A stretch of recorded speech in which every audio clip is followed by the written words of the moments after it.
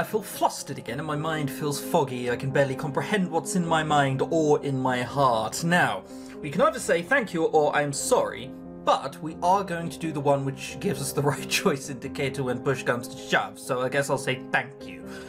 Do I say thank you or do I say I'm sorry? What was the context again? Oh yeah, that was it. He just gave us a bit of a cuddle. You never need to thank me, David, but you've done so much for me. It is not just the sword fighting, it's your patience, your company, your saving me when I needed help. That's not true. I'm pretty sure I'm the most selfish person in this tavern. All I ever want is things for myself. Have you spoken to Rumpel lately? I've never thought you were selfish, Cloud. He puts a hand to my cheek and looks at me solemnly. You don't think that me wanting you is... Suddenly he steps back, his hand on his chest again, his breathing heavy. I stare at Cloud with wide eyes. Cloud, are you okay? Does he look okay to you?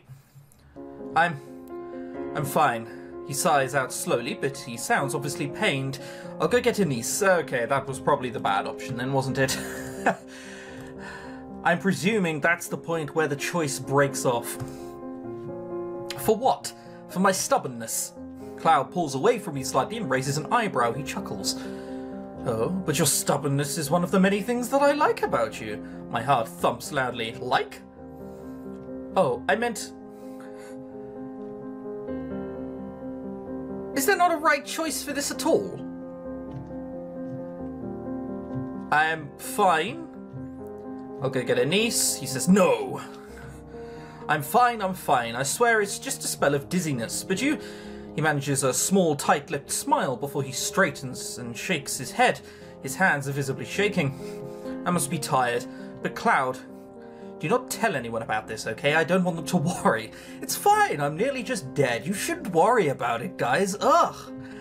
Why is he always so stubborn? He is obviously in pain. I clench my hands into fists as I frown at him. Why must you always be so secretive? You're keeping something from me, Cloud. I'm sorry, David. Cloud abruptly leaves the room, leaving me with my fragmented thoughts. There was definitely no right choice indicator throughout the whole of that. I don't care whether this is Chapter 9 or not. So, I guess I'm just gonna... Hang on. Oh, there's the right choice indicator. I must have just missed it or stepped away like a second too soon. That's unfortunate. Anyway, I'll go get Anise. No, I'm fine, honestly. It's all stuff we've seen before. And now Chapter 9. Today I will land another hit on you, Karma. What do you mean another? You've hit her? Him. Here we go again. If you can, darling, I welcome the challenge. Princess, your side is open. I bring my sword up closer to my side as Garland strikes me. The thing is, where have I read that? Tonight is the first night I get to use a real sword as opposed to a practice sword. The sounds of metal clashing echoes into the night. Is this what a real battle feels like? No, it would probably be more intense, Princess.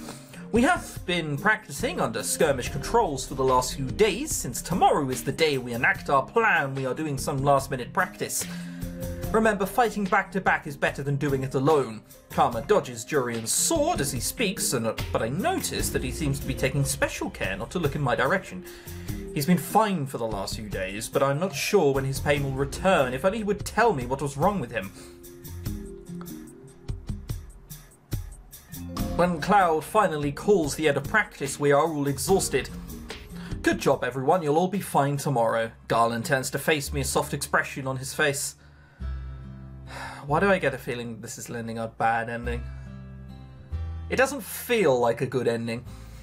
Oh well, the ends normally don't until the last half an hour. And if it comes down to it, Jurian and I will protect you. Garland looks over his shoulder at Cloud.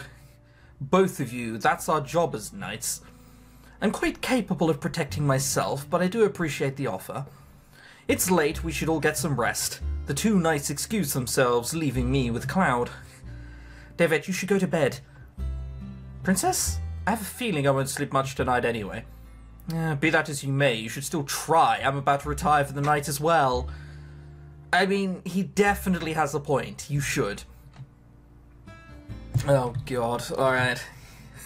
We need to get as many right choices as we can if we are to avoid the bad ending, so... I want to keep practicing? I want to talk to you. Sure, that one. About what? Cloud takes a step back and I stare at his hand absently, moves to his chest. Are you really okay, Cloud? I've been perfectly fine this past week. He's lying. He is obviously in pain. Why do you have to keep your pain a secret? Why would you talk to me? Oh no, these sort of assertions always end poorly. I've told you before... Hey, there we go. I've told you before that some things are best kept a secret, Princess. Cloud sighs out, then leans forward to set a hand on my head. David, promise you'll stay behind me if we're attacked. If at any point it looks like we may not make it, you're to run as fast as you can back to the margin. But that is cowardly. David, don't you remember what I said before? Well, I mean... It's modern day now. They're probably not going to talk too much about the man who... Sorry, the princess... Well, no, in this case, the random commoner who went to try and defend her friend and also died. They're probably going to go, oh, but one person got out. That's gonna... I guess at this point, Princess David doesn't really care about being in the news, and this entire last minute was obsolete. David, don't you remember what I said before? Sometimes running is the right thing to do. Never run into an impossible situation. Instead, live to fight another day. Promise you'll stay behind me. Please, David, give me the peace of mind. Well, what's that? Did someone say yet another save? Words are failing me today. I can't get them out. Nope, they're just not coming. I promise. If it will make him feel better before going into this mission, I cannot deny his request. Cloud's expression softens as he moves away from me. I'll stay behind you. Thank you, Princess. There we go. Let's attempt some sleep in preparation for tomorrow. When this is all over, I'll pry Cloud's secrets out of him. You're not going to be alive to pry them out of him. I say that. I think it's probably fitting you're going to have to pry them out of his dead body at this rate. Tonight is the night and everyone is just about ready to go. I can't get this feeling of foreboding off of my chest. Everyone is gathered close to the door, ready to see us off. Everyone except Princess. Rumple suddenly appears and he's coming to stand right next to him. What are you two doing here? Well, of course, we came to wish you good luck, just like everyone else here. I have not spoken to you, Rumple, almost since you've come here. I'd find it interesting that you choose to come here now. I've done nothing but speak of you odiously, and I think the last time we interacted, I slapped you. In fact, I think I slapped you several times, which we all sort of agreed was way too harsh. We'll be waiting for you tonight so that we can celebrate everyone's return. Be careful. Emma Lane, who has been everywhere with her brother since they came here, is standing right beside him now with a smile. I will pray for your safe return. Her smile wavers, and I can tell that she is uncertain. And Rod, on the other hand, is sort of sitting there like, you know what, if you don't come back, it's not the end of the world. No one remembers you anyway, and you are a bit of a bitch.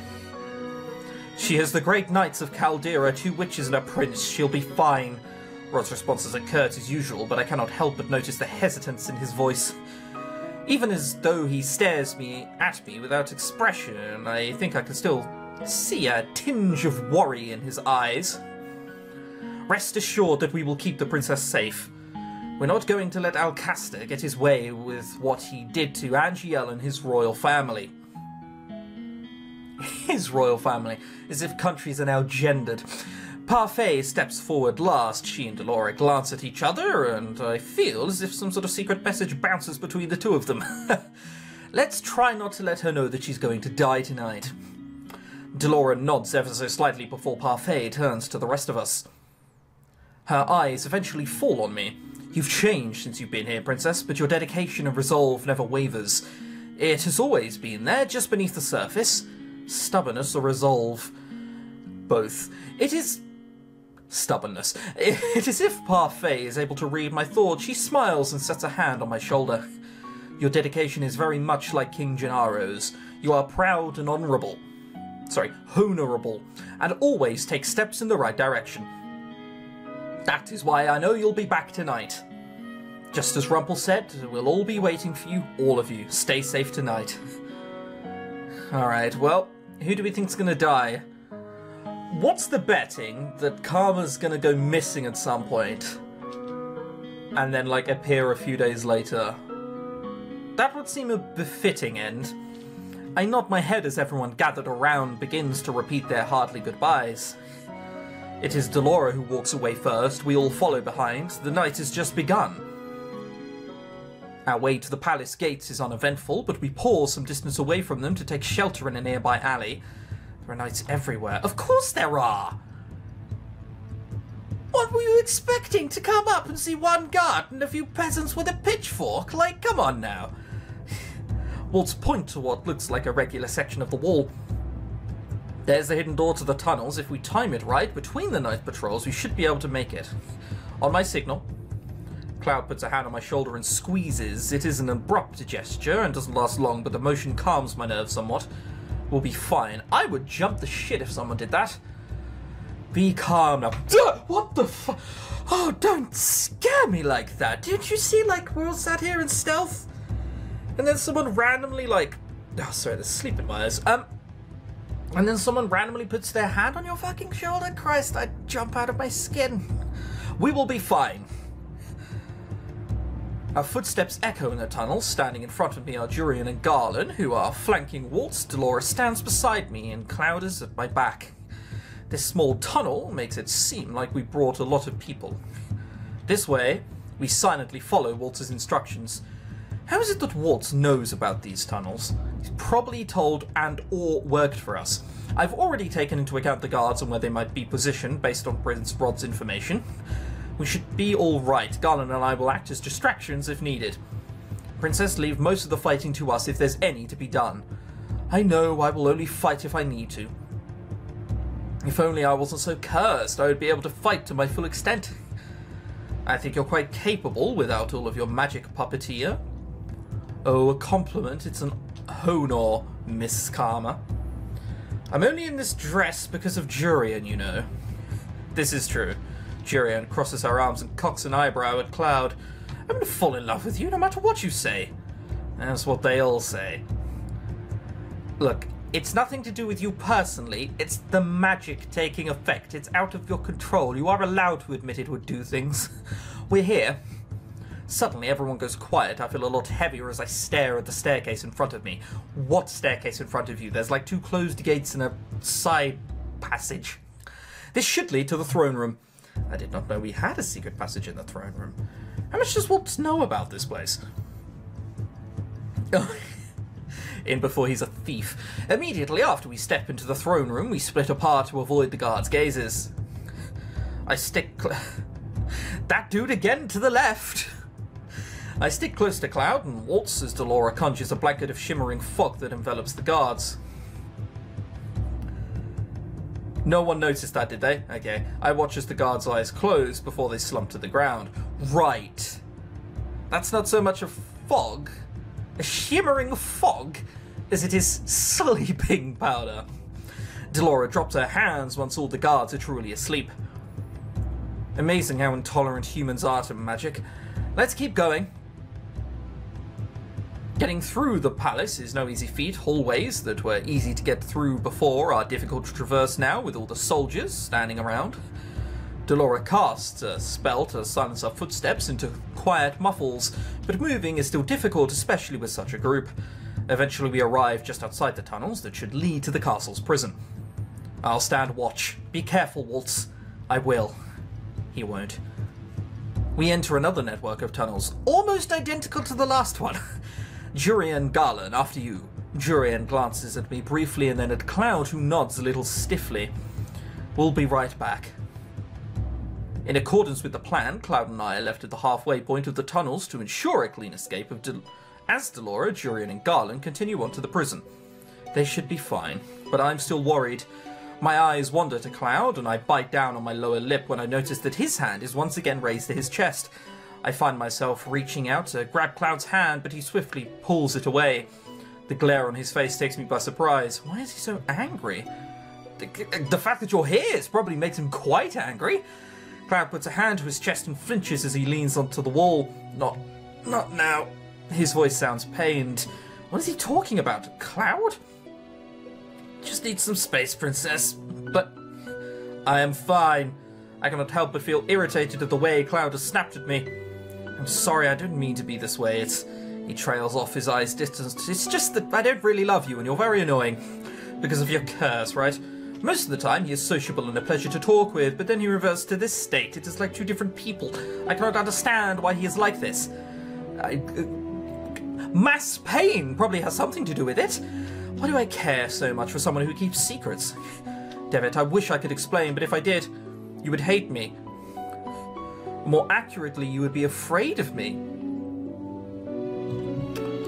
I don't know. I'm thinking that I could never be afraid of you is a really awful choice. Because there are two different people who have said, oh, I would never fall in love with you, and then Cloud's response is, yeah, they all say that, don't they? This one seems inquisitive. This one makes him seem more open. I will stop the episode here, though. But I'll probably choose this one next episode. And then when it's wrong, I can choose the other one for the right choice indicator. Because, as I said, we do need all the right choices after all the bad ones I made earlier on.